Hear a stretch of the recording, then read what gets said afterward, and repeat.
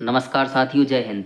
आज हम पढ़ने वाले हैं कक्षा 12वीं की राजनीति, स्वतंत्र भारत में राजनीति, और दूसरी बुक का नाम है समकालीन विश्व में राजनीति। तो हम समकालीन विश्व की राजनीति में ये जो एनसीईआरटी के आधार पर जो किताब दी गई है, इसका निचोड़ बताएंगे और इसी के आधार पर हम पढ़ने वाले हैं मुख्य तौर पर दिग्दर्शिका में से, जो कि शिवलाल की एनसीईआरटी के आधार पर राजनीति दिग्दर्शिका है। तो इसमें ये जो हमारी एनसीईआरटी के आधार पर है, इसमें से तो हम केवल देखेंगे बेसिक चीज़ें, ये बेसिक है। लेकिन जो प्रश्न आते हैं वो प्रश्न इसमें से आते हैं। वार्षिक पेपर जो बनता है, लगभग इसमें से 95% प्रश्न इसी में से ही आते हैं। जैसे हम अभी आपको दिखाएंगे भी कि कौन प्रश्न किस प्रकार से कब आए हैं। तो एनसीईआरटी की जो दिग्दर्शिका है, पहला अध्याय है द्विध्रुवीयता का अंत। लेकिन इससे पहले, ये पढ़ने से पहले हम कुछ बेसिक जानने वाले हैं, जो कि यदि आप इस मैप को, ये जो मैप पढ़ने वाले हैं अपन, यदि आप इस मैप को पढ़ लेते हैं तो लगभग 75% ये जो दिग्दर्शिका है पूरी तरह से, और ये जो किताब है 75% किताब आपसे पूरी तरह से बनेगी। तो कहने का मतलब ये है हमारा कि सबसे पहले अपन को मैप पढ़ना है। तो मैप के बारे में बेसिक जानकारी अपन को प्राप्त करनी है। तो और यदि गहनता से आप जानना चाहें तो गहनता से एक नेक्स्ट और वीडियो बनाएंगे। लेकिन अभी हम बिल्कुल बेसिक जानकारी बताने वाले हैं कि हमारे 7 महाद्वीप हैं, 5 महासागर हैं, पृथ्वी पर 195 देश हैं। तो इस प्रकार से, क्योंकि इनको ही अपन को विश्व की राजनीति जो पढ़ने वाले हैं, यही सब पढ़ना है। तो सबसे पहले हम देखते हैं, ये जो दिखाई दे रहा है यहाँ से यहाँ तक, एक है ये एशिया महाद्वीप, ये है अपना एशिया महाद्वीप।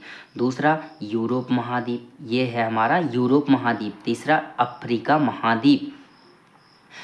उत्तरी अमेरिका महाद्वीप, दक्षिणी अमेरिका महाद्वीप, ऑस्ट्रेलिया और अंटार्कटिका। कहने को तो हमारे 7 हैं, लेकिन 7 महाद्वीप, 5 महासागर हैं। लेकिन कहने के तौर पर है, क्योंकि ये जो अंटार्कटिका है ना, तो ये महासागर है और ना ही महाद्वीप है, क्योंकि यहाँ पर बर्फ ही बर्फ है। तो वो 6 ही पढ़े जाते हैं। तो देखते हैं अपन एशिया में कितने देश हैं, 48, और अपने ये जो यूरोप है इसमें 50 हैं। अफ्रीका महाद्वीप में 54 हैं।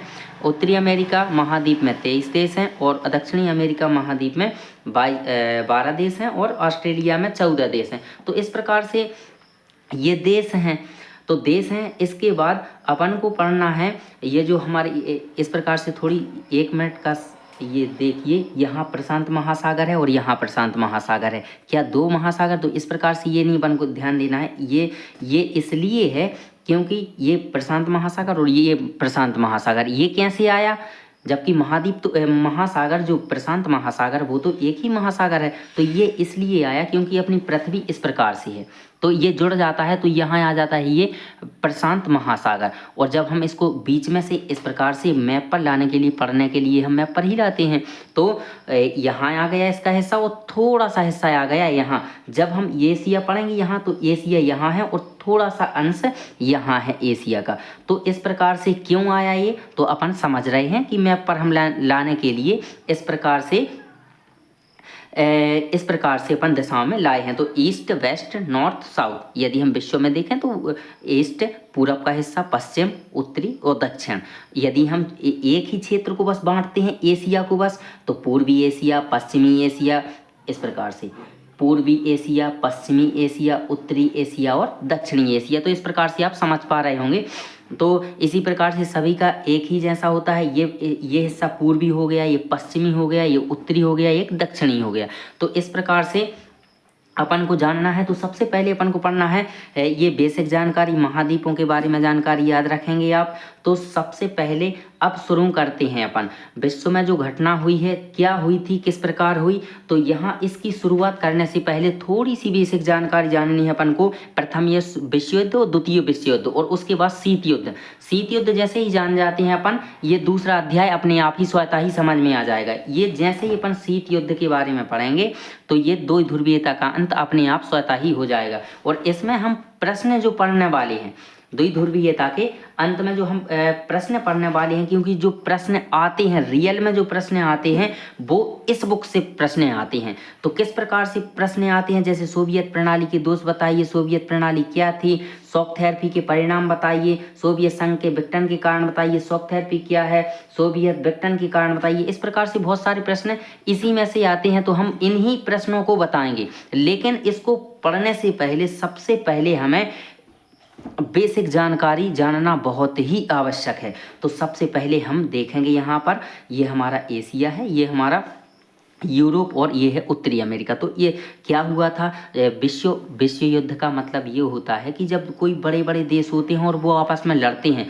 और जो छोटे छोटे देश हैं वो छोटे छोटे देश उन महाशक्तियों में मिलकर के आपस में जो लड़ाई करते हैं, सपोर्ट करते हैं, उसी को कहा जाता है विश्व युद्ध। तो विश्व युद्ध क्या पहले हुआ है कभी?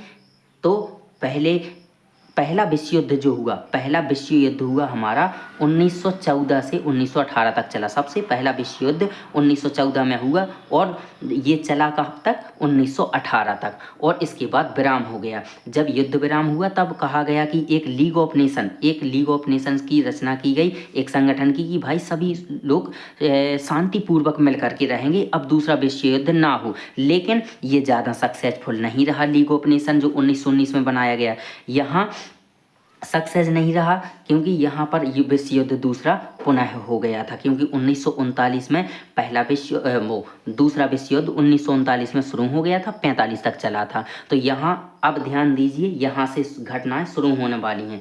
तो जो दो भागों में बटी हुई थी महाशक्तियाँ, मतलब एक में 4 महाशक्तियाँ थीं और एक में 3 महाशक्तियाँ थीं। जो 3 महाशक्तियाँ दूसरे विश्व युद्ध में इस प्रकार से जी आपस में लड़ रही थीं। तो कौन कौन किस प्रकार से हैं, इस प्रकार से हम देख